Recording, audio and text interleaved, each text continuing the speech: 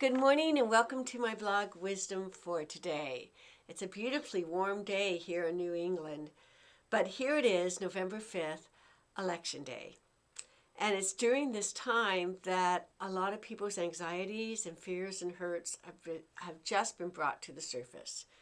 This great fear of great disaster coming upon us that's all dependent on who is elected into public office.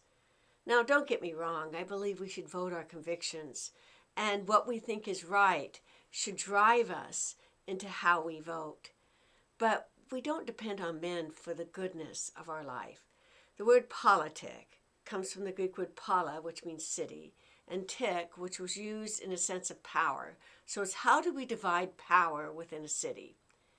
But as Christians, we believe our ultimate power comes from God.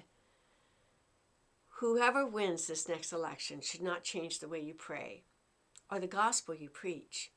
Whoever wins this next election, people will still need faith in Jesus Christ, and people who are suffering will still need your encouragement and compassion. Whoever wins in this election, you will still disagree with and still have to stand up, whoever it is, on the issues of justice and integrity. A couple of Bible verses came to mind to me this morning while I was having my quiet time. The first one is found in Proverbs 16:8 and 9. It starts with, "Better is a little with righteousness than much gain with injustice." As I said, the word politics is the division of power within a city. So we don't want greed to direct our decisions. And then it says, "In his heart a man plans his course, but God determines his steps." And that's what keeps me in prayer. As I say, we might want to do what we want to do, but please, Lord, you direct our steps. The other one has to do with God molding the heart of a king. So I want you to think of a governor or a senator or even a president. It says the king's heart, and you can fill it in with the governmental official's heart, is in the hand of the Lord like rivers of water, and God turns it wherever he wishes. That reminds me to pray for whoever the government official is who's in government, whether he's part of my party or not.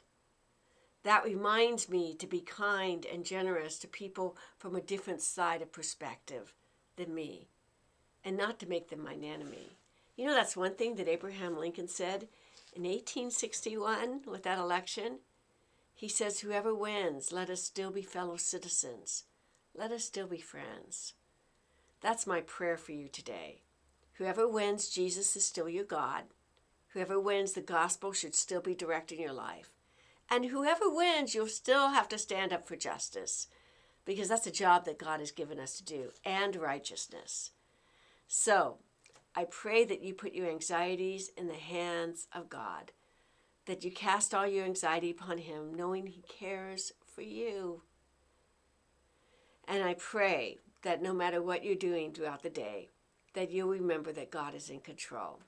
I hope you go to a church this Sunday, and if you're part of our fellowship, I hope to see you in church as we will be entering into a season of Thanksgiving and our Stewardship Month. God's blessings, and have a wonderful day.